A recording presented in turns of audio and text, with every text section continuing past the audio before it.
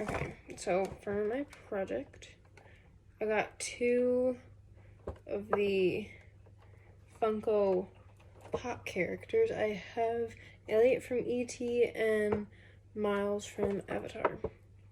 So I'm gonna unpackage them and then we'll see what they look like. Okay. I've never felt them before, so they're a little harder than I thought. And we're gonna figure out how to take their heads off.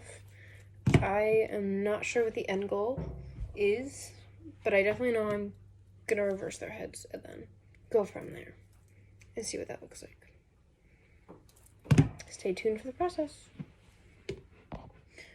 Okay, so after much research, I found that if you have a boiling bowl of hot water, you just submerge their neck and their head for a little bit. It should loosen the glue. So we'll see how it goes. Okay. It was a success.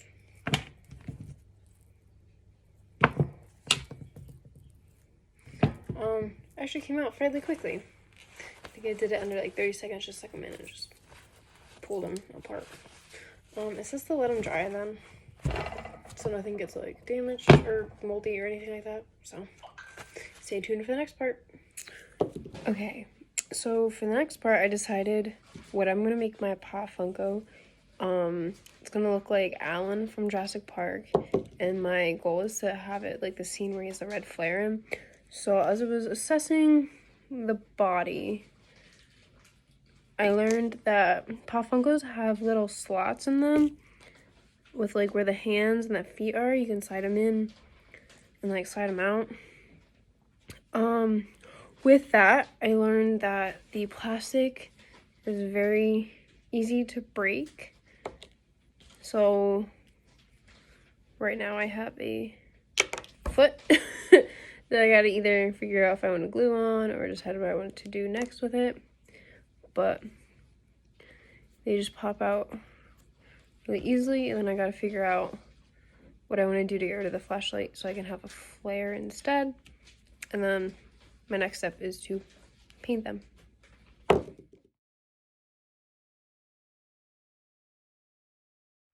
Upon further review, I found a ducky. So we're gonna see how this goes. Not sure where I'm going with this.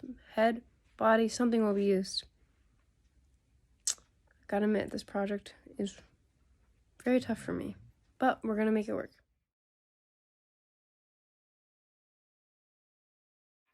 Alright, so this is what the finished product of the painting looks like, and I ended up going with the duck body and then the Pop Funko head, and now we're gonna attempt to do a 3D print of a hat.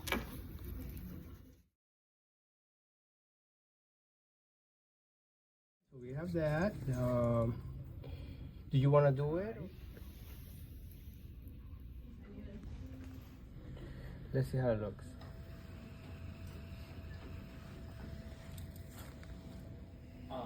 The board here doesn't have firmware.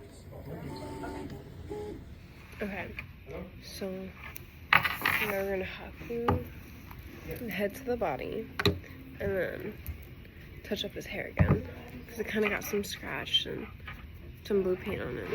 I think it's from I kept them in a bag and I think they just scratched each other. So those are next steps. Okay, so he's basically done. We're just waiting for the hat and the 3D print, which will take 9 hours, but should probably be done at like 8:30 now. So hang tight.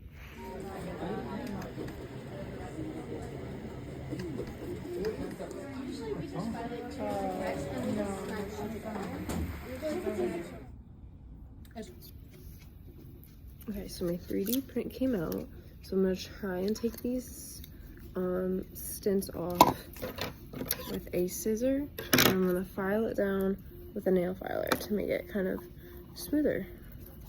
You wanna see how it goes? Okay, so this is what it looks like with all of the stints taken out, removed. It took me about like 1 minute. Came off really easy. Again, this is made out of like wood, which Miguel said was a really big risk considering they had trouble with it, with the wood printing out and jamming 3D printers. But thankfully we made it and it came out really good. I can't wait to put it on my little guy and see what it looks like. Okay, so for the final reveal, we have Alan from Jurassic Park. Oh my gosh, his hat stays on. I didn't even have to glue it, which when I put it in Tinkercad, I like just did a circle to fit the measurements that I took of his head, and it worked out beautifully. I definitely learned a lot during this project. I had no idea where I was going, and where I thought I was going was not where I ended for sure. So at first I was going to take the 2 Funko Pops like you saw and just kind of switch their bodies and paint them into somebody. And then halfway through, as you saw, that I grabbed a